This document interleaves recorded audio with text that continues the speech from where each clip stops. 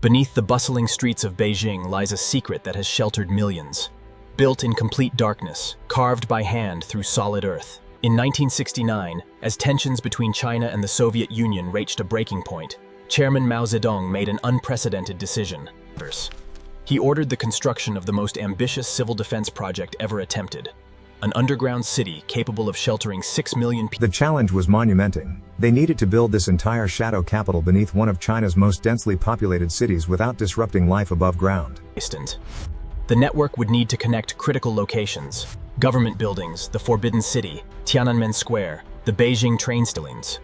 Military engineers designed the complex to span 8 to 18 meters beneath the surface, deep enough to provide protection, yet they calculated that nearly 300,000 citizens would be needed to dig these tunnels by hand.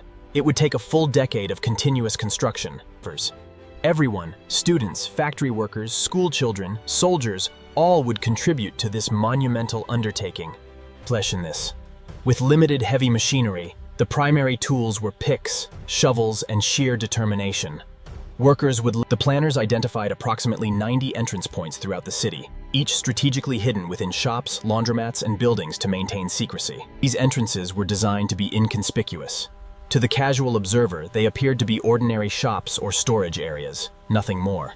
The engineers designed an elaborate ventilation system with over 2,300 shafts, capable of being sealed to engines. Water purification systems were installed, with locations identified for emergency wells that could be dug if needed. In 1969, as the first surveys were completed, the Chinese government authorized the largest underground construction project in human history. By mid-1969, the first phase was about to begin. Across Beijing, in selected locations, the ground was about to open up. The first waves of volunteers began arriving at carefully selected locations throughout the city. Teams were organized and equipped with basic tools. Each worker received their assignment. Some would excavate, others would move debris, and teams would work in coordinated shifts to maintain continuous progress. The first step was careful surveying and marking. Engineers needed precise measurements to ensure the tunnels would connect properly across vast distances. The initial breakthrough moments were photographed and documented. These were the symbolic first cuts that would eventually create a network spanning tens of thousands of meters. The excavation began by creating vertical shafts that would eventually reach 8 to 18 meters deep. These shafts would serve as the primary. As workers dug deeper, they exposed different geological layers, each presenting new challenges for structural integrity and water management. The soil composition varied significantly across different districts. In some areas, workers encountered solid rock required. By 1970, dozens of excavation sites were operating simultaneously across Beijing. The scale of the operation was before mechanical bucket hoists were introduced, workers formed human chains, passing excavated material from hand to hand, upward through the shafts. As each shaft deepened, workers installed wooden supports and, later, concrete reinforcement to prevent cave-ins, and groundwater was the first major challenge. Pumping systems had to be installed to manage water infiltration and keep the excavation sites dry. The initial target depth of 8 to 18 meters might not sound profound, but from the excavation sites, it meant much of this work happened at night, when surface activity was minimal. Lighting systems were improvised, using basic electric lamps and lanterns. An estimated 500,000 to 1 million cubic meters of earth and rock were excavated during the construction period. Once vertical shafts reached the target depth, the real challenge began, creating horizontal tunnels that would connect these isolated shafts into a unified network. Boring horizontally through earth and rock required different techniques than vertical excavation. Workers had to maintain precise angles and alignments. Different sections progressed at different rates. Some areas, with better geology and more worker masters, temporary wooden and metal supports were crucial during excavation. These would later be replaced by permanent concrete reinforcement. By 1971, the first completed tunnel sections began to appear. These initial passages were narrow. The tunnel network began to take shape like the veins of a living organism, spreading outward from central hubs toward all districts of Beijing. Each tunnel section followed a rigorous process: excavation, initial support installation, ventilation preparation, and final reinforcement. Concrete was essential for the tunnel walls. Workers mixed cement, sand, and aggregate, then carefully positioned it within support forms. Concrete needed to cure properly before weight could be applied above it. This waiting period was built into the construction schedule, adding time but ensuring safety. By 1972, the network had expanded to dozens of tunnel sections, each precisely engineered to connect with others. Junction points required exceptional precision. Engineers used advanced surveying techniques to ensure tunnels from different directions met perfectly. Ventilation ducts were installed during the construction phase, positioned to allow air to flow throughout the network without creating weak points in the structure. The network was designed to connect Tiananmen Square, the Forbidden City, major government buildings, and the Beijing train station, the heart of the capital. Steel reinforcement bars were meticulously placed before concrete was poured. These bars would give the concrete tremendous tensile strength, allowing it to withstand immense pressure. Layer after layer of reinforced concrete was applied. Some tunnel sections received reinforcement up to 1 meter thick, capable of withstanding direct entrance. The ceiling work was perhaps the most critical phase. These structures had neutralized the weight of everything above. Structures. The transformation from rough excavation to finished tunnel was remarkable. What began as a crude hole in the ground, emergency exits were designed throughout the network. These secondary routes ensured that if one section became blocked, people could still escape to the surface. Gas-proof and waterproof hatches were installed at strategic points. These massive steel doors could be sealed to protect tunnel sections from contamination or flooding. By 1974, the tunnel network had grown to approximately 30 kilometers in length. It was already larger than most city subway systems in the world. The complexity of the network was extraordinary. Hundreds of tunnel sections, each engineered to precise specifications. Some tunnels were wide enough for trucks to drive through. Others were narrower, designed for foot traffic and emergency evacuation. Constant surveying ensured that the network remained on schedule and within design specifications. Even small alignment errors could compound over kilometers. The network was being built simultaneously across the entire city. Each district contributed its section, and gradually a unified underground city was taking form. While tunnel walls were being reinforced, engineers were already planning the infrastructure that would make this underground city habitable.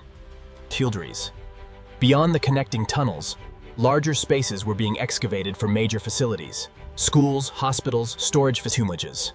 The underground hospital was being designed to provide medical care for up to 300,000 people. Operating rooms, patient equipment for the hospital, generators, water systems, medical instruments required specialized installation. Earthquake-resistant mounting systems were employed throughout. Agents. Schools were designed to accommodate thousands of students. Classrooms, laboratories, and assembly areas were built deep underground. Restaurants and dining facilities were essential to sustaining the population. Underground kitchens were designed to prepare meals for thousands, with stvinchinies.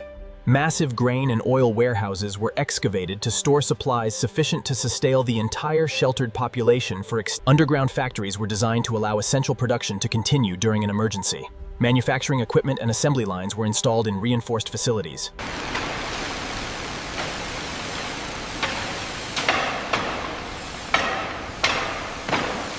The famous underground roller skating rink was designed to provide recreation and physical activity for people who might spend extended periods underground. Each major facility required dedicated ventilation. Air intake shafts were positioned far from potential contamination sources. Water systems were critical. Underground aquifers could be tapped, wells could be dug, and water purification systems could recycle water used within the facilities. Electrical systems were designed to operate independently. Generators could power the entire underground network if surface power was cut off. By 1975, the major facilities were taking their final form. The individual spaces were beginning to coalesce into a functioning underground city.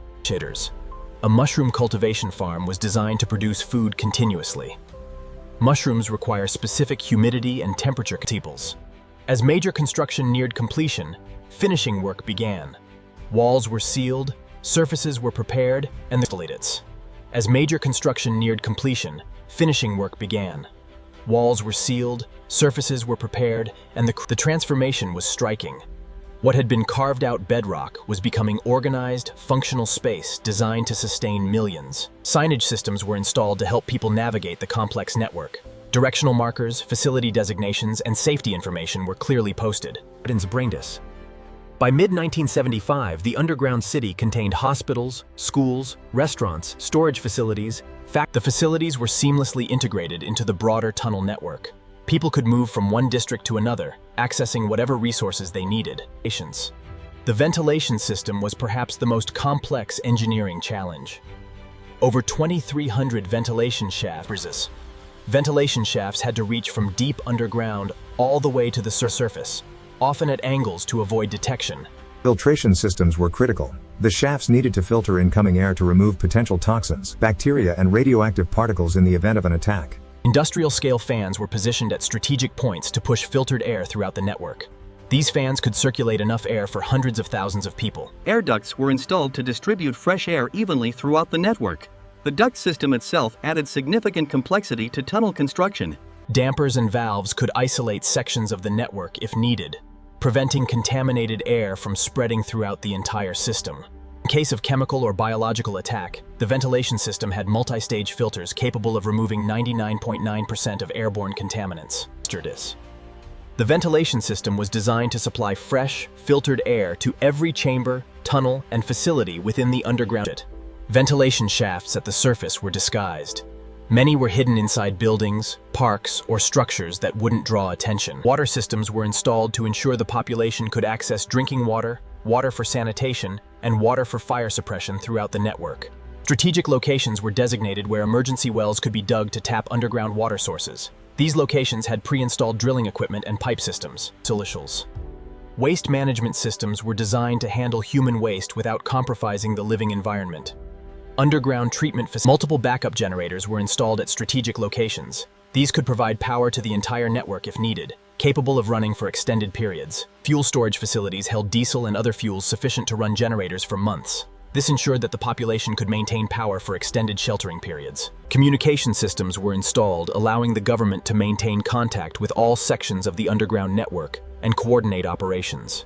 The utility infrastructure alone was equivalent to servicing a city of hundreds of thousands. Water, electricity, agents. Different utility systems were separated and organized to prevent mutual interference. Water lines were kept away from utilities. By 1976, the infrastructure systems were essentially complete. The underground city now had all nation's malls.